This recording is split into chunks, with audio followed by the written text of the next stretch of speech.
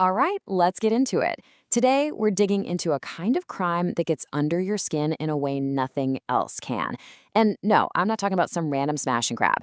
We're talking about a personal invasion, where the scariest tool in the box isn't a crowbar. It's what an intruder already knows about you. Think about it. Your home is supposed to be your fortress, right? It's the one place on earth where you can shut the door, lock it, and just breathe.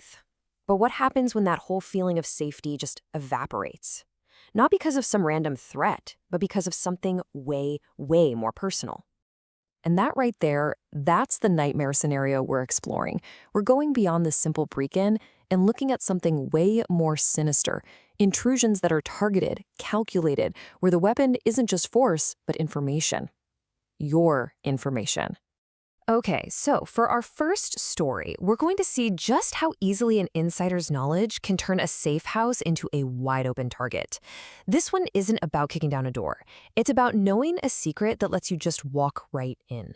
So picture this. It's a Friday night, you're home alone, family's out of town for the weekend. It's quiet. Then, around 11:30, you hear it. The unmistakable sound of the garage door grinding open. Your heart just drops. You know nobody is supposed to be coming home. You grab a baseball bat, your hands are probably shaking, and you go to face whoever is there. A fight breaks out, it's violent, and it only ends when the wail of sirens gets close and the intruders bolt. But here is the truly chilling part. All the doors were locked. So how'd they get in? Well, there was a secret garage door opener hidden inside an unlocked car in the driveway. And the intruders didn't just know about that hidden button, they knew this was the exact weekend to use it because the family was gone. This was anything but random. This was personal. All right, our next case, it really ramps things up.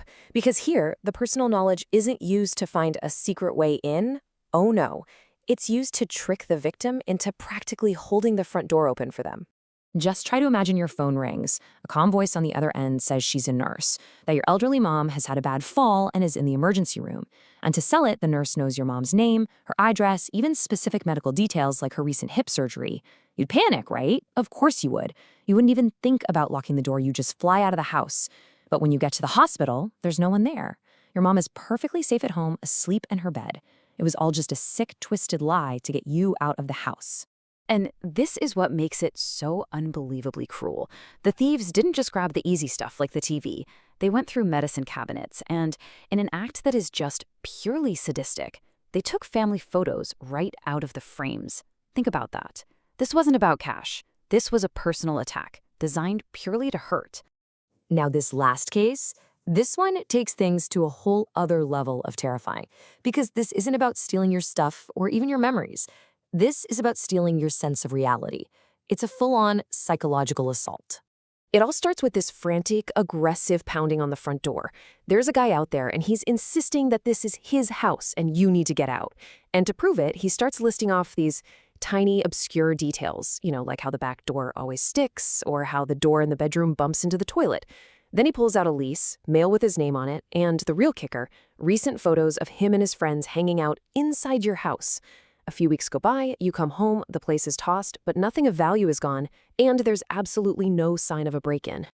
I mean, what do you do with that? It's a complete battle of realities. On one side, you have this guy with what looks like undeniable proof, official documents, mail, even photographic evidence. And on the other side, you have, well, your entire life.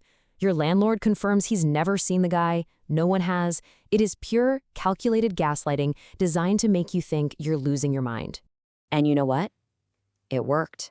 The victim himself said it flat out. The evidence was just so convincing, so impossible, that he actually started to wonder if he was going crazy.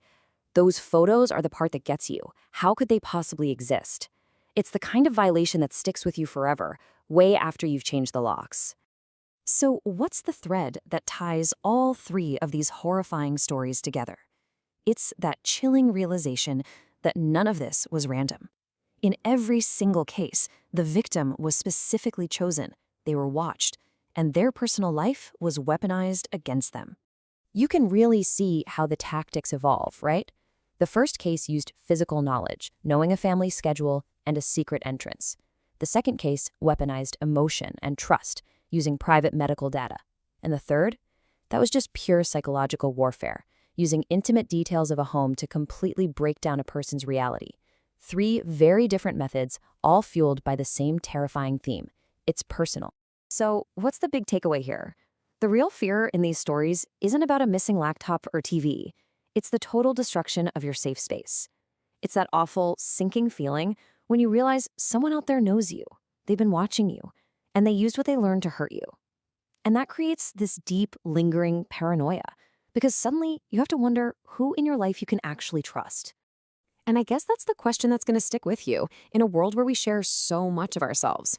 Who out there knows your habits, your family secrets, your weaknesses? Who has a key to your life that a locksmith can't change? Thanks for sticking with us for this one.